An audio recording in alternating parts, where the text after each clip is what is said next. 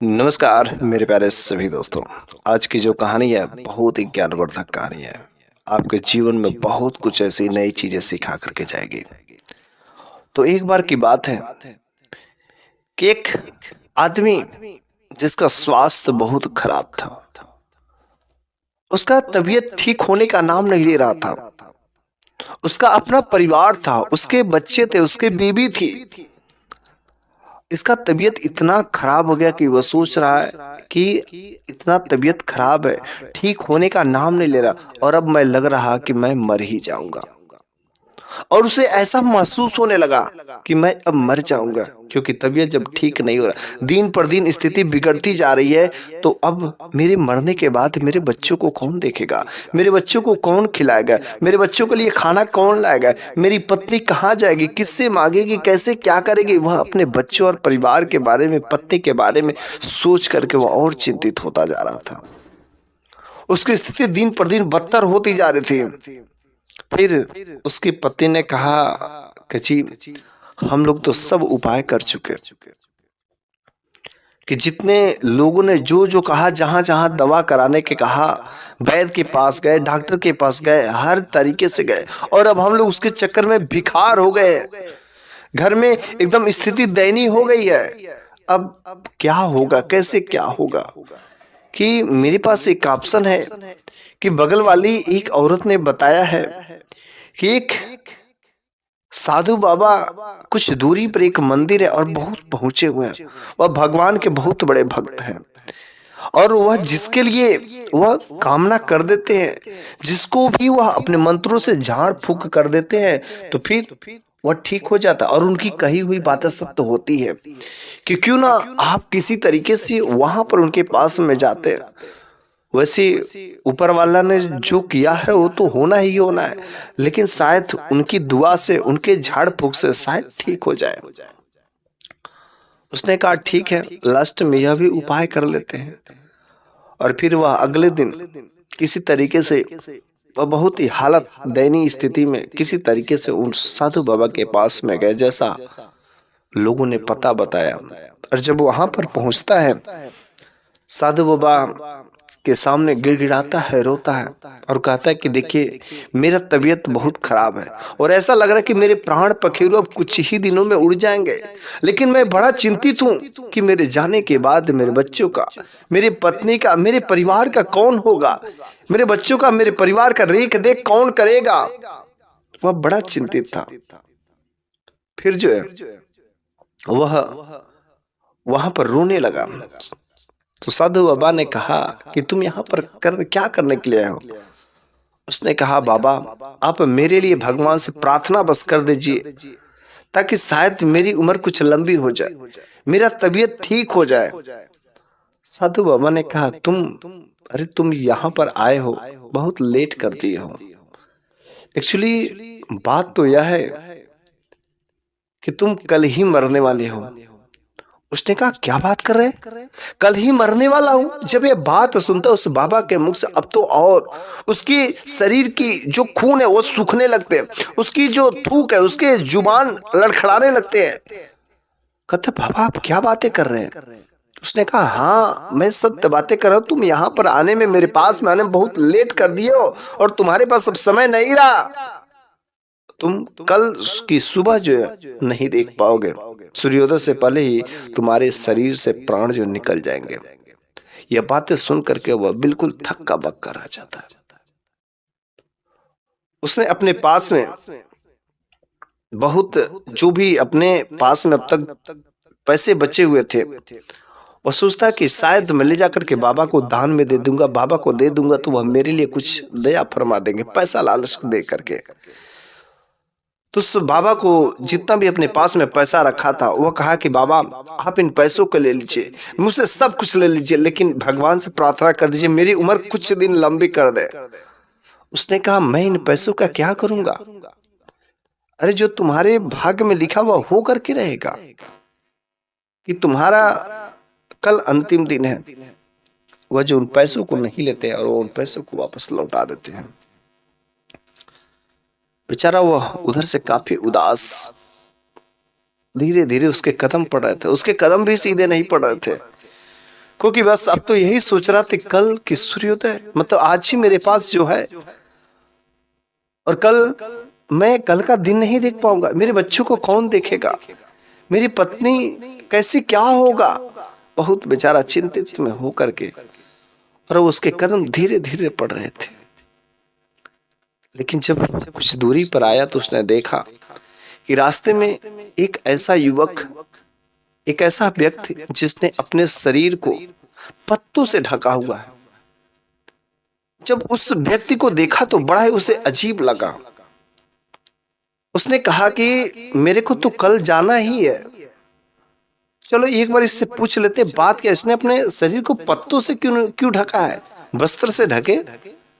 उसने उससे पूछा कि अरे भाई, तुमने अपने अंग को क्यों कपड़ों से, क्या तुम्हारे पास कपड़े नहीं है, इन पत्तों से क्यों ढके हो।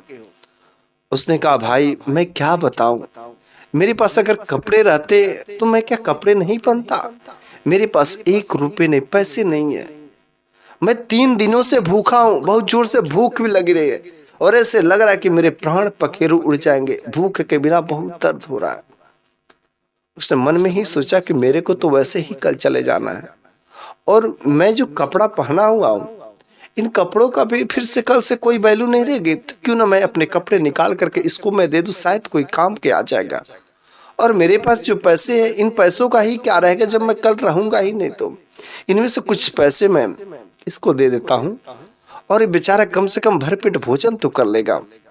उसने तुरंत वहां पर अपने सारे के सारे कपड़े निकाले ऊपर के, और वो कपड़े उसे पहना दिए, और उसको पहना करके अपने उसमें से कुछ पैसे भी उसको निकाल करके दे दिए, और कहा कि जाओ, तुमको कपड़े भी मैंने दे दिए, और ये जो पैसे है तुम भर पेट भोजन कर लेना, 2 दिन 3 दिन आराम से भोजन कर दे, इतना मैं, बाकी कुछ काम धाम कर लेना।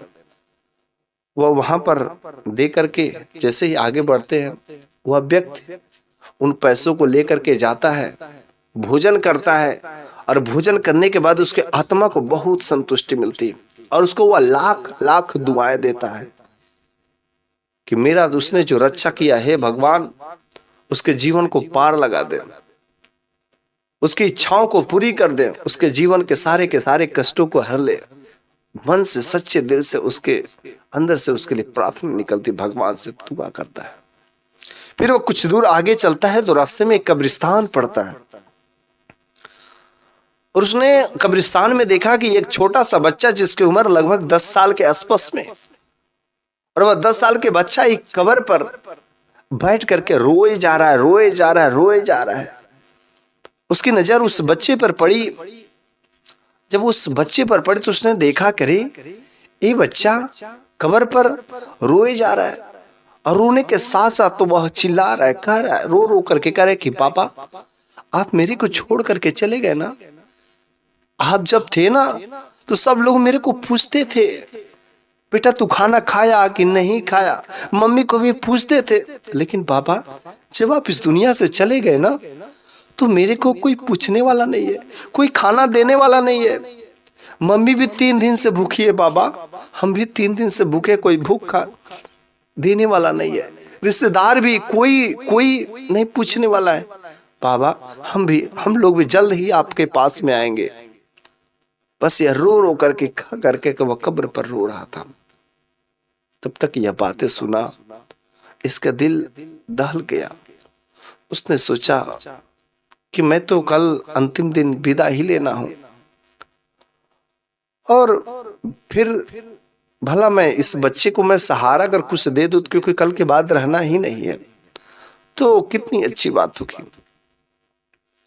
वह वहां पर जाता है, उस बच्चे के सर पर हाथ रखता है, और वो उससे कहता है कि बेटा तुम मत रो, देखो मैं तुम्हारे पास में आ गया, तुम कह रहे हो कि तुम्हारा कोई नहीं है, कोई सहारा देने वाला नहीं, बेटा ऐसी बात नहीं करने का, मैं हूं ना, देख मैं तेरे पास में आ गया, तुमको भूख लगी ना, तुम्हारी मम्मी ने खाना नहीं खाया ना, कोई बात नहीं है, तुम ये पैसे लो, सारे के सारे पैसे लो, अपने को भी खिलाना, अपनी मम्मी को भी खिलाना, और जब तक चल सकेगा कि तुम्हारा 1 महीने का इसमें खर्चा चल सकेगा, तुम जाओ अपने इन पैसों से अपने भी और मम्मी के लिए खाना लेकर के जाना। वह उस लड़के को सारे के सारे पैसों को दे दिया।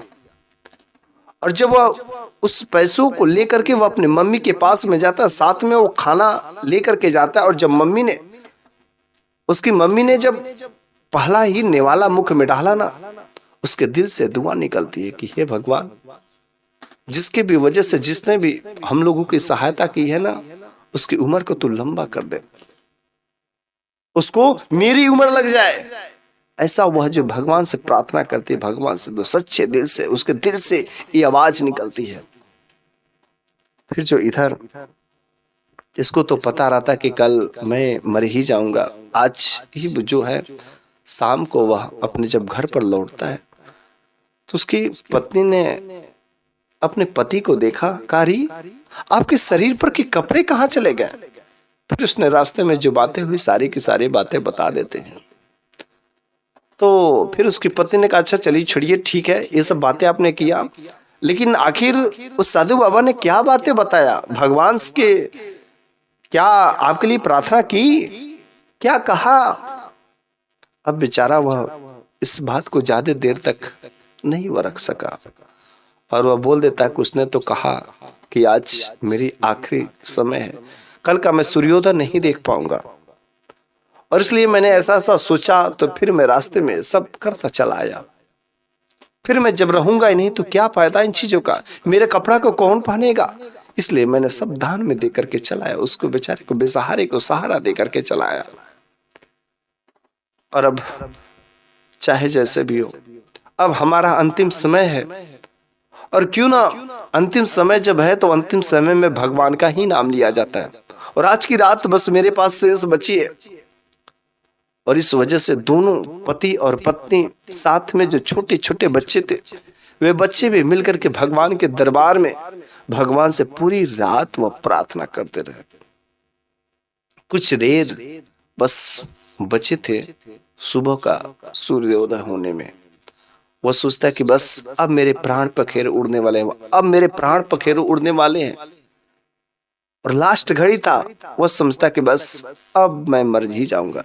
पत्नी रोने लगी, बच्चे भी बहुत उदास होने लगे, लेकिन भगवान से वह प्रार्थना करते रहे। लेकिन मन में डर था कि बस अब आखिरी घड़ी, अब आखिरी घड़ी है। सुबह हो गई, सूर्योदय निकल गया, उसके प्राण पखेरु नहीं हुए। उसने सोचा कि शायद साधु बाबा ने कहा होगा कल का, आज का नहीं बल्कि कल का कहा होगा, इसलिए शायद हमारे सोचने में, और कल मेरा अंतिम दिन होगा। कल भी बीत गया, परसों भी बीत गया, लेकिन उसके शरीर से अर्थात वह मरा नहीं। वह भागा भागा भागा साधु बाबा के पास में जाता है। साधु बाबा ने देखा, बड़ी आश्चर्यचकित हुए। उसने कहा अरे तुम मरे नहीं। उसने कहा नहीं बाबा, मैं तो मरा नहीं, बल्कि आपने तो कहा था और आपकी भविष्यवाणी तो कभी गलत नहीं होती है। साधु बाबा ने तुरंत उसके भविष्य को देख लिया। उसने कहा जरूर तुमने कुछ ऐसा कर्म किया है, बता तुमने क्या किया है कि जिसकी वजह से तेरे साथ में ऐसा हादसा नहीं हुआ, बल्कि तेरा तो प्राण निकलना तय था। तुमने क्या काम किया? सारे के सारे बात तो वह कह सुनाता है। उसने कहा, तो साधु बाबा उसने कहा कि देखो, उन दोनों के दोनों लोगों की जिसकी तुमने सहायता किया ना, उन दोनों लोगों ने भगवान से सच्चे दिल से प्रार्थना किया तुम्हारे पक्ष में। उस औरत को जो 3 दिनों से भूखी थी, मुख का निवाला दिया, बेसहारे को सहारा दिया, उन दोनों लोगों की जो दुआएं निकली ना, वो तुम्हारे पक्ष में थी। और भगवान ने उन लोगों की विनती सुन ली, और वास्तव में इसी वजह से तुम्हारा उम्र लंबी हो गई है। और अब तुम्हारी उम्र लंबी हो गई है, और अब तुम ऐसे ही अच्छे कर्म करना। अब जाओ तुम आराम से काम करो, मेहनत करो, और ऐसे ही दिन दुखियों को बेसहारे का सहारा देना।